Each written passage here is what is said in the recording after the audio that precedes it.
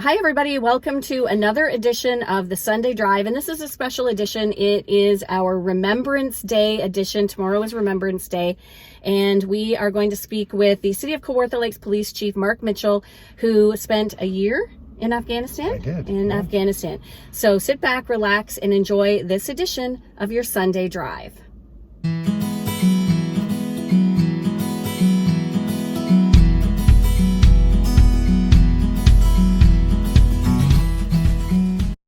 Okay, so we are here with Police Chief Mark Mitchell, and we are doing a special edition of the Sunday Drive for Remembrance Day. Thank you so much for joining us thank you for this inviting edition. me. I really appreciate it. It's really important. So you spent a year in Afghanistan, right? Yes. Tell me, how did that come about? How did you get there? Why? And what was it like? Well, it's kind of a neat story. I was, my former chief, John Haggerty, and I were at a meeting in Port Hope. And there was a deputy chief by the name of Chuck Mercier made a presentation there. He was talking about members of the Durham Regional Police that had served in different international missions. And as we were driving home, John said to me, Chief Haggerty said to me, you know, I'm not trying to get rid of you, but I know this is a huge area of interest for you, and just know that if you ever wanted to pursue that, you would have my support. And so that was start of the start of the process for me, and a number of inquiries and phone calls and emails, and most importantly, permission from my family. You know, I embarked on what was really the adventure of a lifetime. Tell me more about that adventure. You spent a year there and you were training police officers, right? Yeah, so I was part of the Canadian police mission in Afghanistan, and all international policing is done through the RCMP's International Peace Operations. And so I was actually, Kawartha Lakes actually loaned me to the RCMP for the year and a bit that I was away. So I spent about 6 months in training in different aspects with both the RCMP and with the Canadian Forces, which was wonderful. And then in March of 2009, I deployed with a group of 8, and the RCMP was trying to get 50 members in theater at the time. So there was a lot of movement going on. I was initially embedded in an American military unit, and our role was to oversee, manage, and support what we called police mentoring teams. So they were American military teams that were embedded with Afghan police units, training and mentoring and equipping them in the field. And we had 17 of those teams, as well as 4 Afghan police training academies in the southern part of the country that we were responsible. And then I spent the second half of my tour there. They asked me to move over to the Canadian Task Force. So I was really fortunate to get to see, you know, that whole operation from a couple of really unique, different perspectives. And I spent the second half of my tour in a position called the Kandahar Police Commander's role. And in that capacity, I advised both the Canadian Forces Task Force Commander and the Canadian Ambassador's representative in Kandahar, that they called the Rock. I was their policing advisor for that period of time. So we're very, very honored to get a look at the operation from 2 really unique perspectives. And it was an honor to work with so many fine men and women over there. One question I always had: why do they call it in theater? I don't know. It's a military term, and the military is one thing I learned very quickly from them is they can turn anything into an acronym, and so I spent so many of my first months trying to remember and recall what all the different acronyms stood for.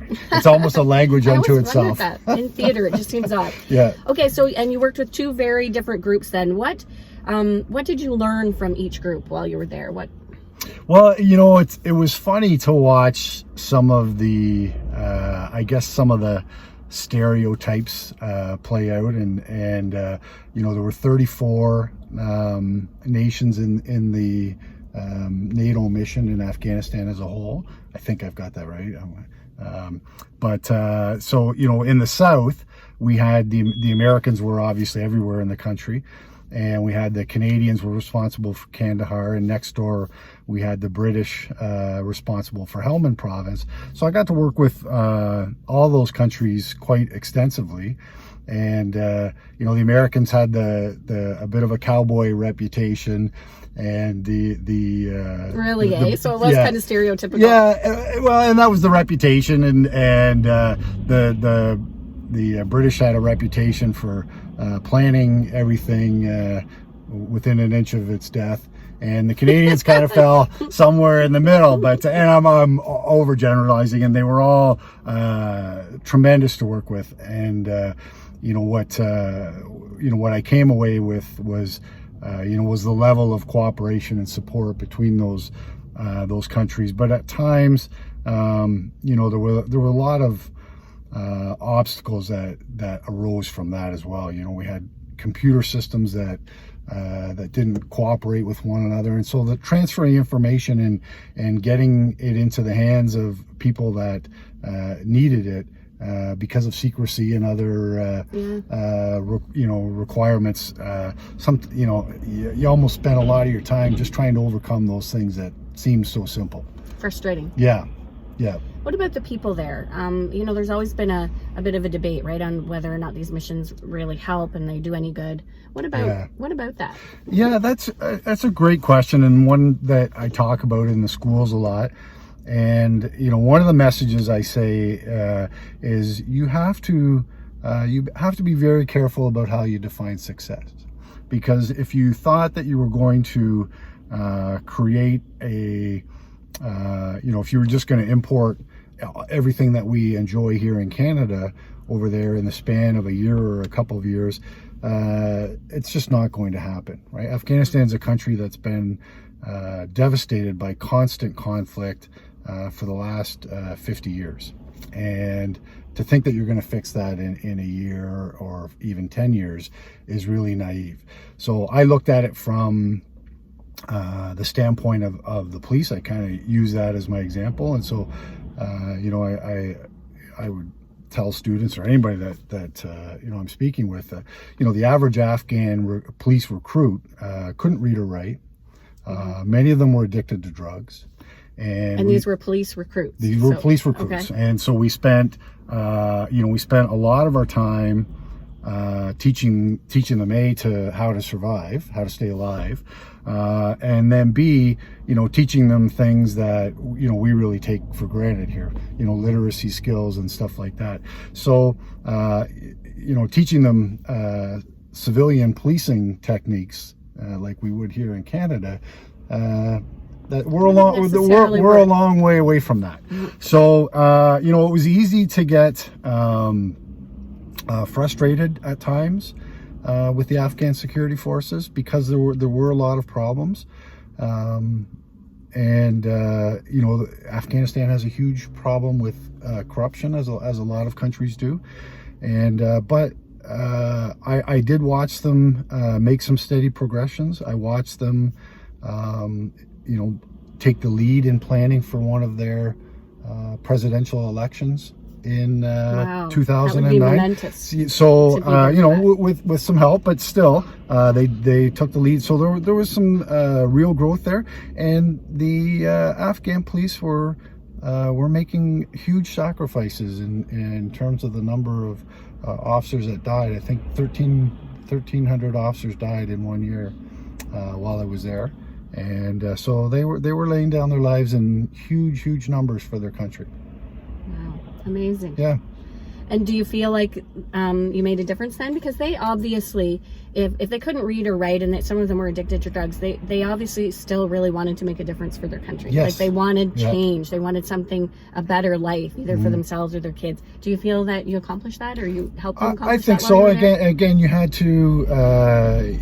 to define what success looked like, and for me it was leaving the Afghan police and the Afghan security forces on the road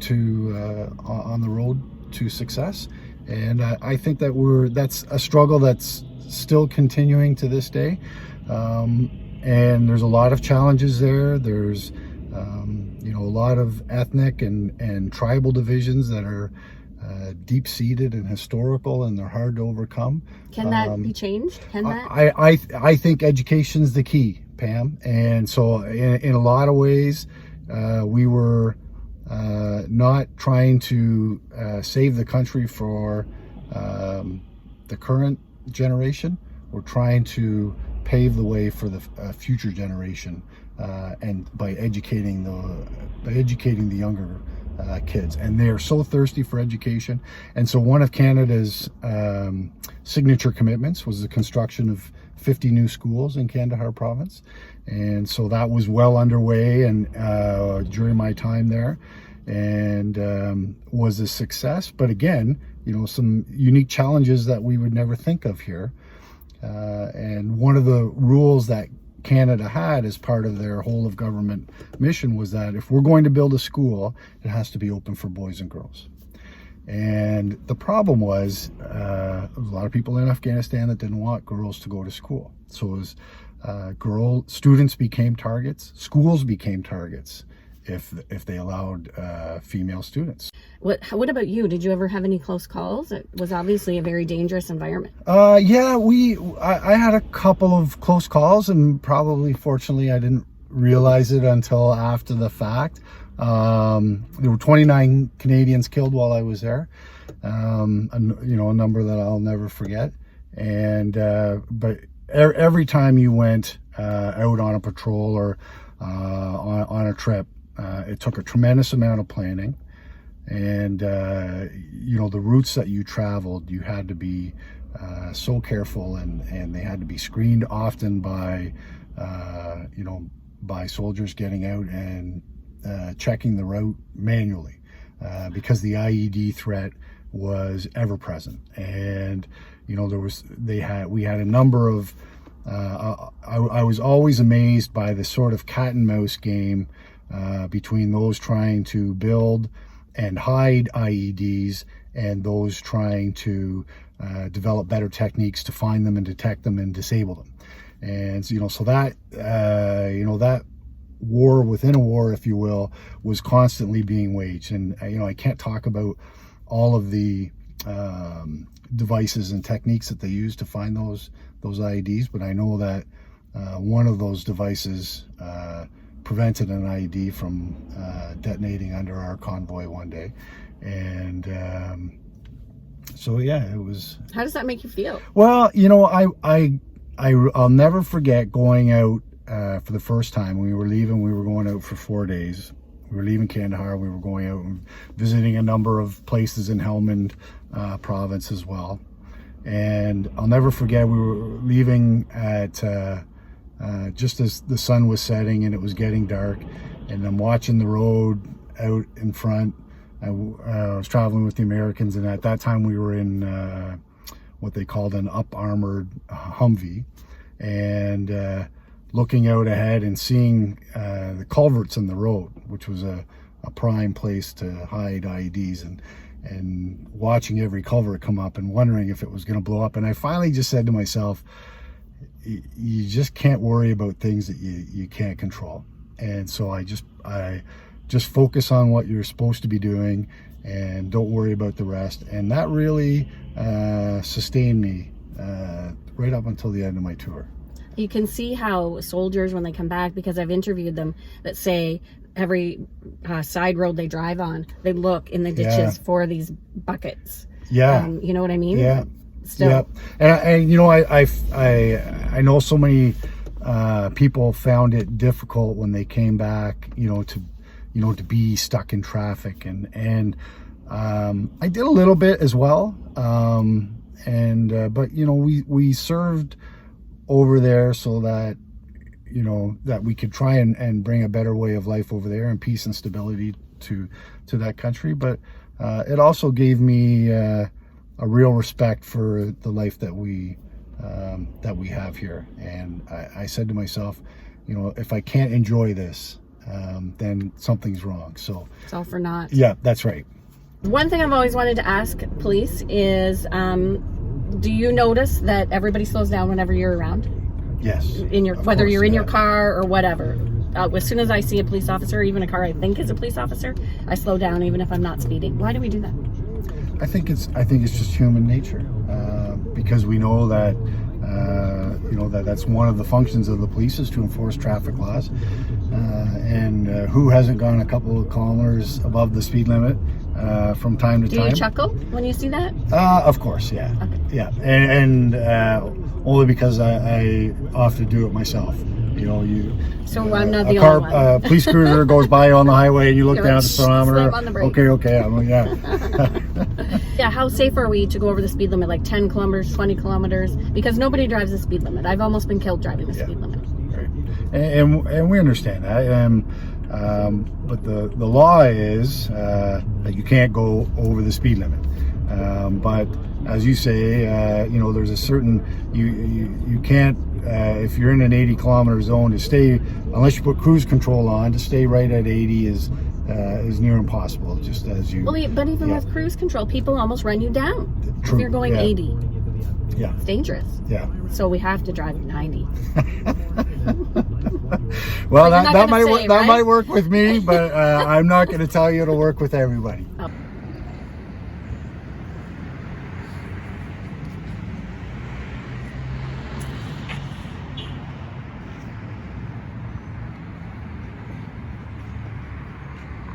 I think it was built in 1920.